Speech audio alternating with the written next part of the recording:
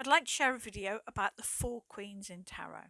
This is imagining that you've had an argument with your partner and you're heading to each of your friends, the four queens, for some advice and asking for a lift the next day. I need to point out at this point that although I'm using female pronouns, to me the queens could be anyone of any age. This is about psychology. I doubt any one of us is fully any one queen all of the time. I expect there may be one or two that for you feel more comfortable with. But the easiest way to understand the court cards is to personalize them.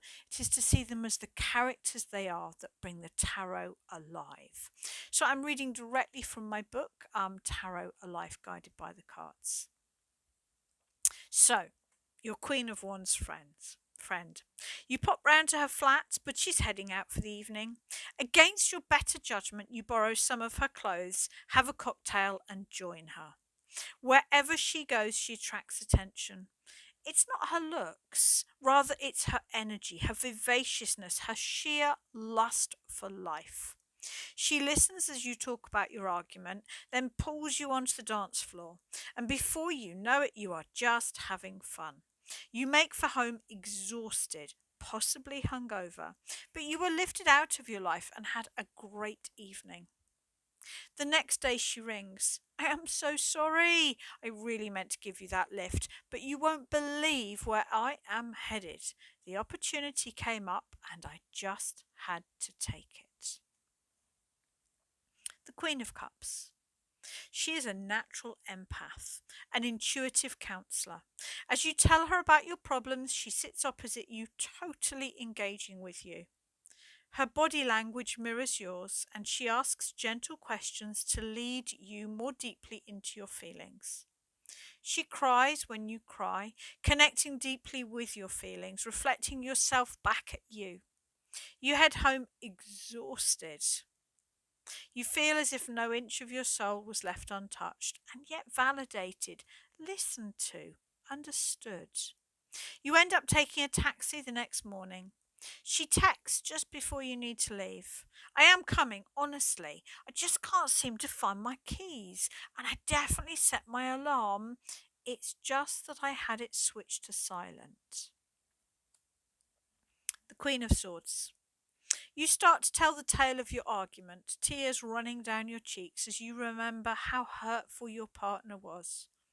This queen tells it like it is. Well, you'd have made me angry if you'd have said that to me. I suggest you phone them and apologise. After feeling a little offended, you realise that perhaps she's right.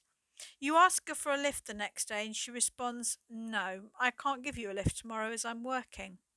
That's the joy of the Queen of Swords. When she says yes, she means it. But she will often say no. You head home, apologise to your partner, and feel as if life has been untangled by this honest queen. The Queen of Pentacles. She's busy in the kitchen, and as you sit down, life carries on around you. She does listen, but with a regular, oh, I know, and makes you tea, opens biscuits, busies herself. You settle into a bottle of wine, comfortable, chatting about this and that, touching on your argument, but also putting the world to rights and planning the next get together. You ask her for a lift the next day, and her face lights up. She is delighted to help. She's there in plenty of time, with sandwiches and a good book for your journey. You feel nurtured, comforted, and in quite a good place. Obviously, I've exaggerated here, but you'd be surprised not by that much. I can remember some years ago, I forgot to pay my website fees. I rang my Queen of Cups friend. Oh, Maddie, that's awful. Oh my God, you must feel terrible. Something clicked. This wasn't helping. I rang my Queen of Swords friend. So why are you phoning me? Pay the fee and your website will be back up straight away. Bingo. I put the phone down and paid.